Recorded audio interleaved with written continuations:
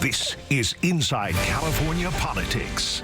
Week 2 of the Trump administration is in the books, one that ended with tragedy after the deadly crash near Reagan National Airport involving a military helicopter and an American Airlines flight. Joining us now to discuss the president's response to that and how Democrats are handling the flurry of actions from the new administration, Republican strategist Matt Klink and Democratic strategist Ed Emerson. Matt and Ed, a lot to talk about this week. I want to start with that tragedy in Washington, D.C., the deadly plane crash. And Matt, I'll start with you because you are quoted in a piece for Newsweek this past week when you say the president missed the mark. How so? He came out and, again, the first part of his remarks in talking about the tragedy that happened at Reagan, we're all focused on how horrible it was and the need for the country to come together.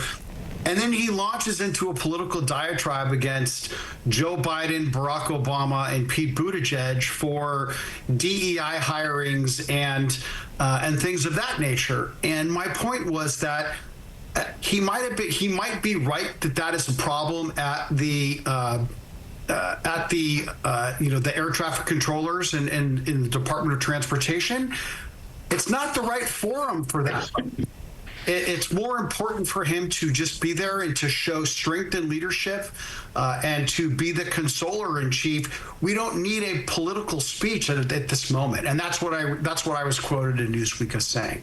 And I want to ask you, I mean, it feels, and people have said this, Democrats have said this, it's different this time around with Donald Trump. And I spoke with Senator Schiff about this earlier in the show. It seems like Democrats are 2 steps, 10 steps behind the president because the strategy of the president and his administration is to flood the zone with executive orders and all these actions. And Democrats really haven't been able, it seems like, to respond in real time and have a clear message.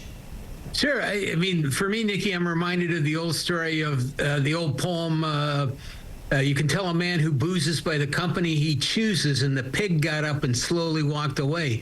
I mean, we're not going to get down in this ditch, this gutter that this guy has created. I mean, Matt is exactly right.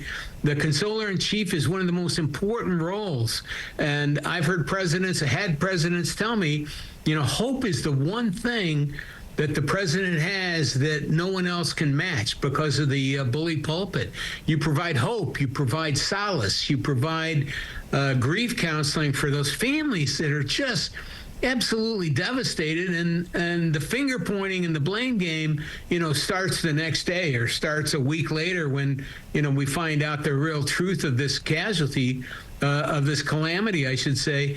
And Donald Trump's not that guy. We had some polling, Next started some polling this week that shows, Donald Trump coming in with high marks. His disapproval rating was the lowest it has ever been.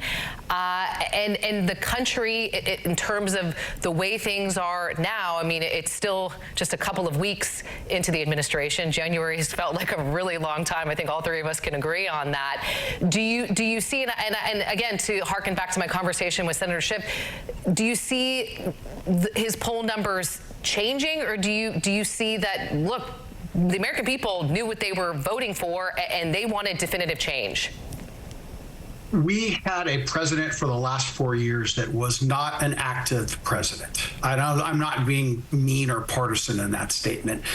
Donald Trump came out in his first 8 days in office and was a flurry of activity.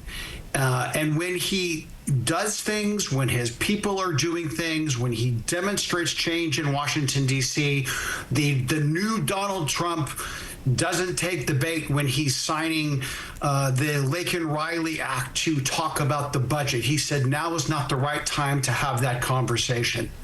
But the old Donald Trump sneaks back in, and that's the one that Ed was rightfully so critical of, and that's the one that turns people off. So if he can keep the activity up, keep passing or keep doing the executive orders and getting Congress to work with him to pass things that are popular right now, is particularly on immigration reform, downsizing of government is really, really popular.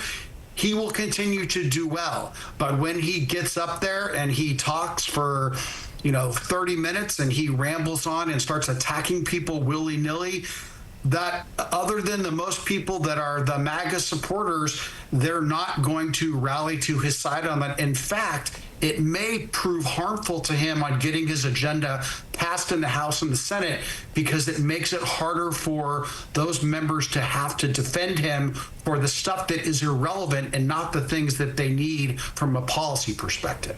Ed, we're running out of time here, but I want to give you the final question here. In your eyes, your experience in Democratic politics and what you see going forward and people that you're talking to, who is the leader of the Democratic Party right now? Or who do you think needs to emerge as the leader?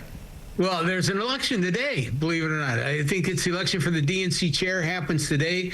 The DNC chair is a nominal role. Usually when you win the White House, you get to appoint that person. But you have to look at the field right now for Democratic candidates because, as I mentioned earlier, they need to start today. You need to form committees. You need to start it's called hard money on the federal level because there are absolute limits on how much you can take for different things from PACs and that sort of thing. But if you're going, I mean, I think Gavin's a great candidate. I really do. I think he'd be out front on a lot of this stuff. Pete Buttigieg, of course. Gretchen Whitmer from Michigan, I think is fantastic. We have a field. We have a body of folks, a bench, I should say, of folks ready to run. And Donald Trump won't be running again, maybe, unless they get this constitutional amendment that they're talking about doing, making he can be king for life or whatever. But I think you start now. I think you start today, and I think our guy here in California is one of the leading candidates. All right, we're going to have to leave it there. Ed Emerson, Matt Klink, we appreciate your time here on Inside California Politics. Thank you.